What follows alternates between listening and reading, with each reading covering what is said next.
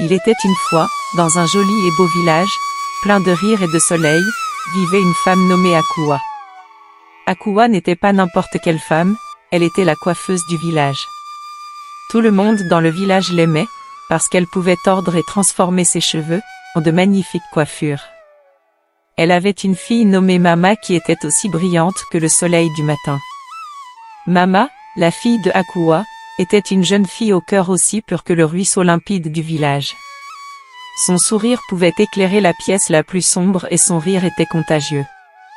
Mama adorait regarder sa mère marcher, et elle a appris à tresser les cheveux, en observant les mouvements rapides des doigts de Akua. Même si elle était encore petite, Mama a commencé à aider sa mère avec des coiffures simples, et les gens du village l'adoraient, pour sa gentillesse, et les petites tresses parfaites qu'elle savait réaliser. La vie n'a pas toujours été facile pour Akua et Mama. Le mari de Akua et le père de Mama est décédé il y a quelques années, les laissant seuls face au monde. Mais Akua était forte, et elle aimait sa fille plus que tout. Elle travaillait dur chaque jour, pour s'assurer qu'ils avaient suffisamment à manger, et que Mama puisse avoir une vie heureuse, plein de rire et d'amour. Les villageois respectaient Akua, non seulement pour son talent en matière de coiffure, mais aussi pour la façon dont elle élevait Mama. Tout le monde pouvait voir l'amour et le respect entre la mère et la fille. Il disait souvent, « Regardez Akua et Mama, quel beau lien elles partagent. C'est comme la chaleur du soleil par une fraîche matinée. » Ainsi, au milieu des manguiers et sous le vaste ciel africain, Akua et Mama vivaient leur vie, tissant non seulement leurs cheveux, mais aussi les histoires de tous ceux qui venaient s'asseoir avec eux. Le village était leur maison, et ils y trouvaient la joie, l'amitié et la force d'affronter ensemble chaque nouvelle journée. Au fil du temps, le petit village sous le grand ciel africain a vu de nombreuses saisons changer. Mama est devenue une belle jeune femme, comme une fleur qui s'épanouit au soleil. Mais quelque chose d'autre a changé. Mama, qui écoutait sa mère, a commencé à marcher à son rythme. Elle a arrêté d'aider Akua avec la tresse de cheveux, et ses paroles autrefois aimables sont devenues aiguës. Elle voulait que sa mère fasse tout pour elle, oubliant le lien qu'ils partageaient. Le cœur de Akua était lourd comme un nuage prêt à pleuvoir. Elle a essayé de parler à Mama pour lui rappeler l'amour, le respect et la gentillesse qu'ils partageaient autrefois. Mais Mama, telle une rivière, coulait sur son propre chemin, loin des paroles de sa mère. Le tissu autrefois très uni de leur vie a commencé à se défaire, ouvrant la voie à une histoire de croissance, de choix et de leçons à tirer. Akua, la coiffeuse, s'inquiétait beaucoup pour Mama, sa fille. Elle a vu que Mama n'écoutait pas et n'était pas gentille comme avant. Akua a essayé de lui parler. Elle a dit, « Mama, mon enfant, n'oublie pas d'être gentille, d'écouter bien et d'aider les autres. C'est bon pour le cœur. » Mais Mama ne voulait tout simplement pas écouter. Elle lui tournait le dos et parfois même disait des mots méchants à sa mère, ce qui rendait Akua très triste.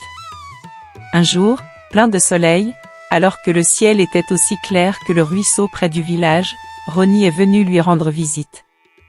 Roni était la sœur de Akua et elle vivait dans une autre ville, pas trop loin mais pas non plus proche. Roni avait entendu des histoires sur Mama, et elle voulait voir par elle-même. Lorsque Roni est arrivée, Mama n'a pas montré de respect. Elle ne s'est pas agenouillée pour saluer Roni, ni même lui proposer de l'eau à boire. Roni était surprise et mécontente. Elle en a parlé à Akua. Elle lui a dit, « Akua, Mama a des ailes trop grandes. Elle doit réapprendre le respect et la gentillesse », a déclaré Roni. Après avoir vu comment Mama agissait, Roni a eu une idée. « Laisse Mama m'accompagner en ville. Cela pourrait lui apprendre les bonnes manières », suggéra Roni. Akua avait peur au début parce qu'elle savait que Roni était très stricte. Mais en pensant au plus profond de son cœur, Akua espérait que cela pourrait aider Mama. Alors, elle a dit oui. Mama était heureuse de partir. Elle pensa, je vais voir de nouveaux endroits et m'amuser. Elle a emballé ses affaires, ne sachant pas que ce voyage était plus une question d'apprentissage que de plaisir. Le lendemain matin, avec son sac emballé, Mama est partie avec Roni pour la ville, laissant Akua, espérant que sa fille retrouverait le chemin du retour, pour devenir la Mama gentille et aimante qu'elle a connue autrefois. Mama et son Ronnie arrivèrent en ville, un endroit qui bourdonnait comme une ruche, avec des sons et des images nouveaux à Mama. La maison de Ronnie était différente de la cabane confortable du village. Elle était plus grande, avec plus de pièces et un portail qui grinçait lorsqu'on l'ouvrait. Au début, Mama était comme une souris, silencieuse et prudente. Elle a aidé Ronnie dans la maison, balayant la cour et allant au marché. Ronnie était stricte et Mama n'osait pas dire non.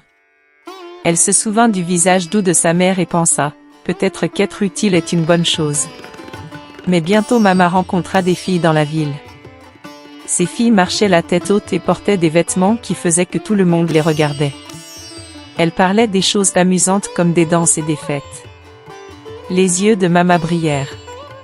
Elle pensa, c'est le plaisir qui me manquait. Ce sont ces nouvelles amies qui ont montré à Mama comment s'habiller comme elle, avec des vêtements clairs très différents de ceux qu'elle portait au village. Elles ont ri et partagé des secrets, et Mama avait le sentiment d'appartenir à cette famille. Elle a commencé à oublier les leçons de sa mère et de Ronnie. Elle aimait l'attention qu'elle recevait lorsqu'elle marchait dans la rue, se sentant comme un paon avec ses plumes largement déployées. Ronnie a remarqué le changement à Mama. Elle a vu les nouveaux vêtements et les nuits tardives. Ronnie secoua la tête et dit, « Mama, souviens-toi de qui tu es. Ne te perds pas. » Mais les oreilles de Mama étaient remplies des rires, et de la musique de ses nouvelles amies. Elle ne pouvait pas entendre les mots de Ronnie, ne pensant qu'à la prochaine chose amusante à faire, s'éloignant encore plus des leçons de gentillesse et de respect qu'elle avait connues autrefois. Puis un jour, quelque chose de surprenant s'est produit. Lorsque sa tante recevait des amis, Mama devait lui dire bonjour et l'aider. Mais Mama voulait montrer qu'elle pouvait faire ses propres choix. Elle ne les a donc pas salués comme elle était censée le faire. Elle a demandé, « Pourquoi dois-je les saluer en premier? Ils peuvent aussi me dire bonjour. » Tout le monde était très surpris et ne savait pas quoi dire. Les amis de sa tante étaient choqués car tous les enfants de la ville étaient généralement très polis. Et sa tante était très bouleversée de voir Mama se comporter ainsi devant ses amis. Après le départ des amis, sa tante a dit à Mama qu'elle ne pouvait plus rester avec elle parce qu'elle n'écoutait pas et n'apprenait pas. « Tu dois retourner chez ta mère, dit-elle.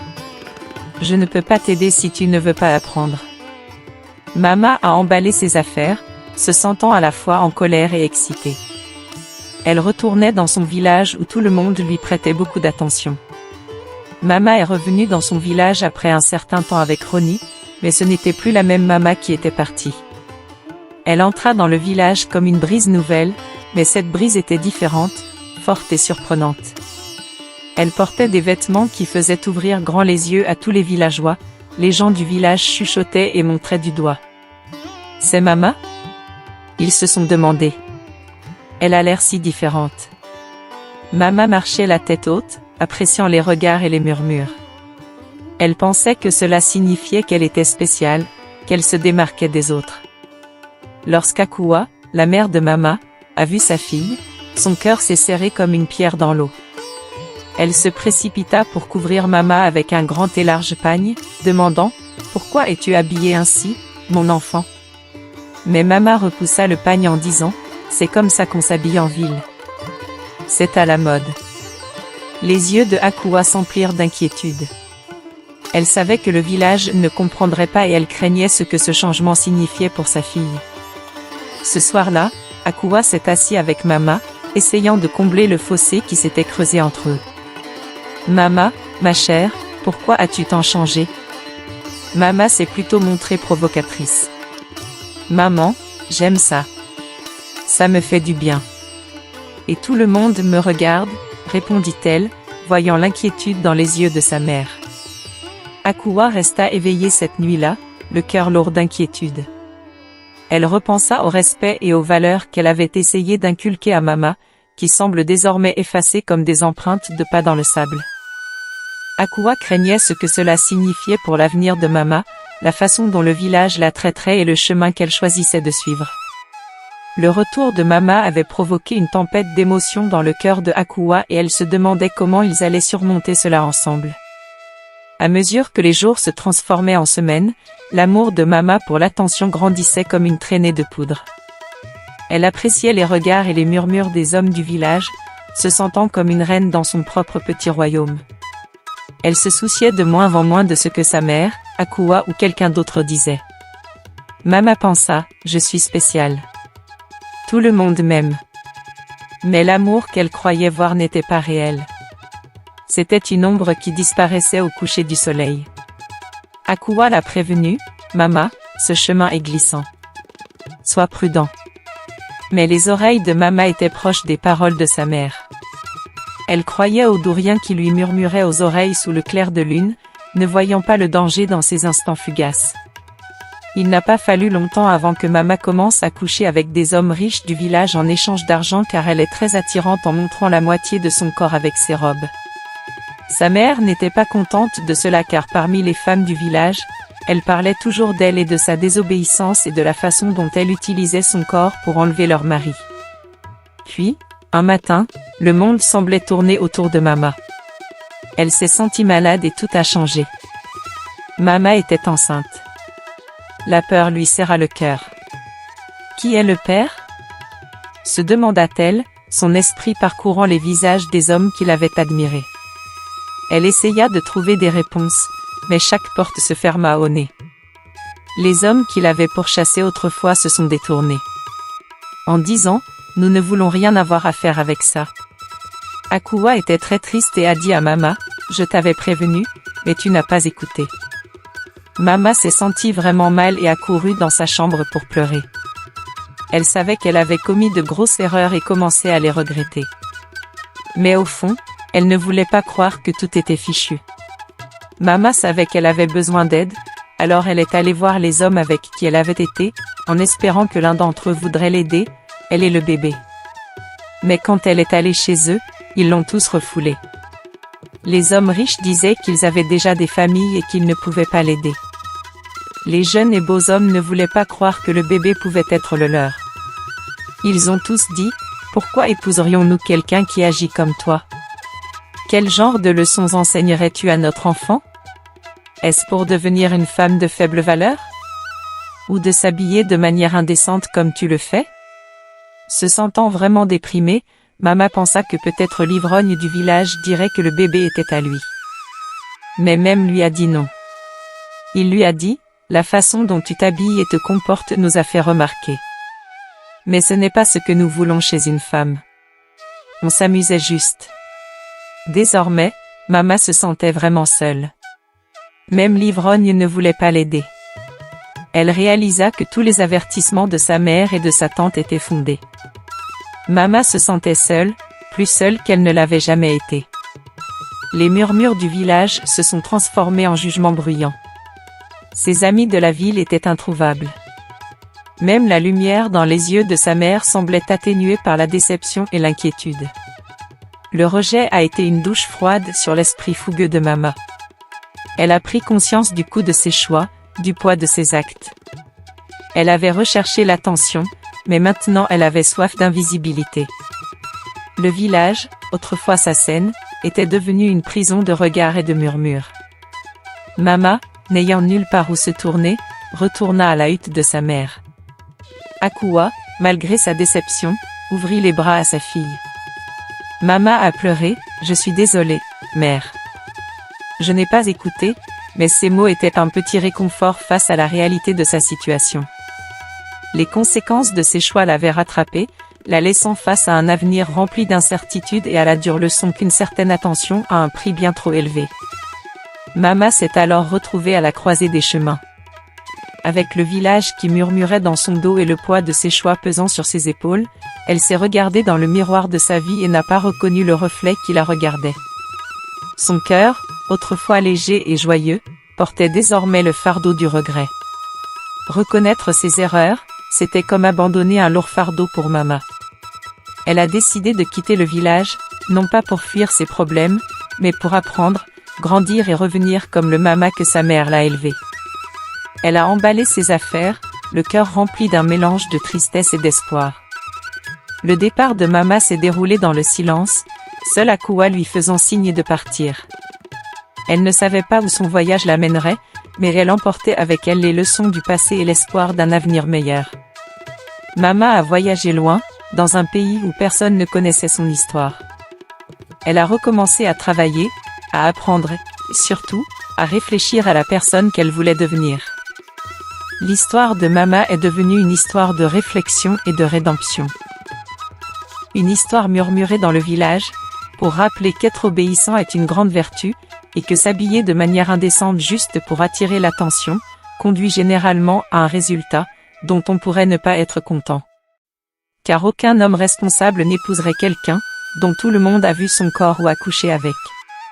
Ainsi, notre histoire se termine, non pas par un au revoir, mais par la promesse d'un nouveau départ, un rappel qu'il n'est jamais trop tard pour changer notre histoire. J'espère que vous avez apprécié le conte.